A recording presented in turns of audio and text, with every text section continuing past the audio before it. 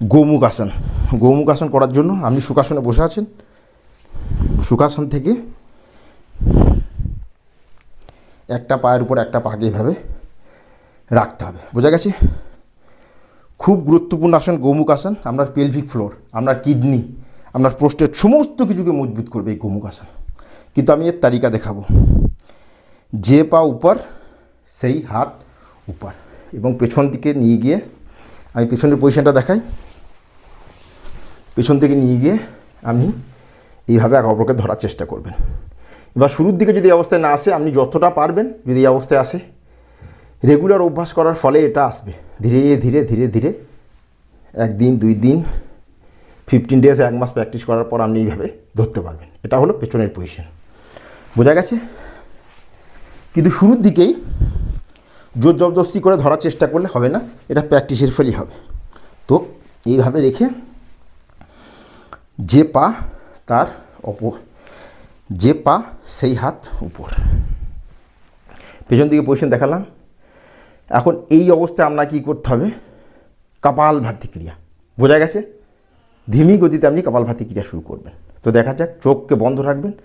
আপনার পুরো ফোকাস কিডনির উপর, যে আপনার কিডনির যে ফাংশন, আমরা যে কিডনির যে নেফ্রন, সে সঠিকভাবে ফিল্টার করছে, সঠিকভাবে শরীরকে ডিটক্স করছে। আর নেফ্রনের মধ্যে কোনো প্রবলেম নেই। এক একটা কিডনিতে 10 লাখ করে নেফ্রন থাকে। এখন কিডনি লেভেল বাড়ার যে কারণ, কিডনি সঠিকভাবে ফিল্টার করতে পারে না, মানে নেফ্রনের কোনো না কোনো এক জায়গায় প্রবলেম ক্রিয়েট হচ্ছে। যখন আপনি এই অবস্থায় কপালভাতি ক্রিয়া শুরু করবেন আর মনের মধ্যে একটা সংকল্প রাখবেন যে আপনার নেফ্রন ঠিক হচ্ছে এবং ওর যে ফিল্টারেশন প্রণালী ওটাকেও ঠিক করছে, এটা ঠিক হতে বাধ্য। তো শুরু করব।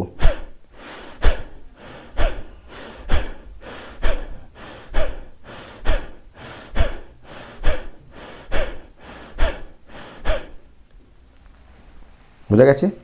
এরপর অপোজিট, রাইট পা নিচে, লেফট পা উপর। শুরুর দিকে একটা পা আর একটা পায়ের উপর আসবে না, কিন্তু যতটা আসবে ততটা, যদি এই অবস্থায় আসে এই অবস্থায়, এই অবস্থায় আসে এই অবস্থায়, যদি এই অবস্থায় আসে এই অবস্থায়, কিন্তু রেগুলার প্র্যাকটিস করার ফলে এটা একটার উপরে একটা আসতে বাধ্য।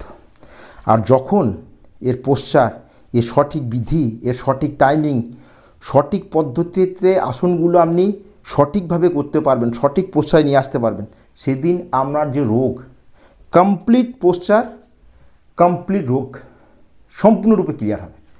তো লেফট পা উপর, লেফট হাত উপর, পেছনের দিকে আমি দেখালাম। একটা হাতকে অপর একটা হাতকে ইন্টারলক করে ধরতে হবে। এখন এই অবস্থায় চোখকে বন্ধ রেখে, যা চোখ আপনি খুলেও রাখতে পারেন, ধীমি গতিতে কপালভাতি ক্রিয়া শুরু করুন।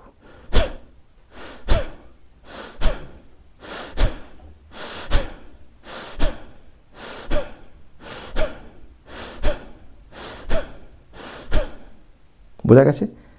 আপনি 5 মিনিট ধরে করবেন, আমি 10 বার করে দেখালাম। বোঝা গেছে? এই অবস্থায় বসে শুরুর দিকে যদি কপালভাতি ক্রিয়া করতে অসুবিধা হয়, তাহলে আপনি গোমুখ আসনে বসে ভাস্ত্রিকা প্রাণায়াম, মানে ধীরে ধীরে শ্বাস নেবেন এবং ধীরে ধীরে শ্বাসকে ত্যাগ করবেন। কিন্তু আপনার যে ফোকাস সেটা থাকবে আপনার কিডনির উপর। বোঝা গেছে? ধীরে ধীরে শ্বাস নিতে থাকবেন, ধীরে ধীরে শ্বাসকে ছাড়তে থাকবেন শুরুর দিকে, যদি আপনার কপালভাতি ক্রিয়া করতে অসুবিধা হয়।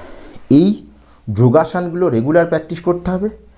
আর কপালভাতি ক্রিয়া কিডনি মুদ্রাতে, আমরা যে ফাইনাল যে পজিশন সেটা হবে কিডনি মুদ্রাতে কপালভাতি ক্রিয়া। কিন্তু শুরুর দিকে আমি বললাম যে অবস্থায় বসতে পারবেন, যে মুদ্রা লাগাতে পারবেন, যেভাবে পারবেন সেইভাবে করবেন। কিন্তু রেগুলার এটাকে ইমপ্রুভ করতে হবে। আর রেগুলার যে যোগাসনগুলো, এগুলো রেগুলার প্র্যাকটিস করে সঠিক যে পোশ্চার সেটাতে, এবং সঠিক টাইমিং মেনে, যদি 1 মিনিট হোল্ড করতে হয় তো 1 মিনিটই হোল্ড করতে হবে, এবং এর পোশ্চারটাকে মেনটেন করতে হবে। এবং এটা দেখবেন, আপনিও দেখবেন, আপনি হ্যারান হয়ে যাবেন। আপনি 1 মাস সেটা করেন, যে গোখরুর জল, ধনিয়ার জল, আপনার বিত্তদোষ কোয়াত এই নেবেন, যোগাসনগুলো প্র্যাকটিস করবেন, কপালভাতি ক্রিয়া করবেন, এবং লাস্টে আপনি অনুলোম বিলোম করবেন। অনুলোম বিলোম আমি আগেই দেখেছি এবং আমরা শিখেছি। অনুলোম বিলোম করবেন এবং আপনি রিল্যাক্সভাবে শবাসনে 5 থেকে 7 সেকেন্ড আপনি হোল্ড করবেন। Thank you, take care, good bye, stay healthy. নমস্কার।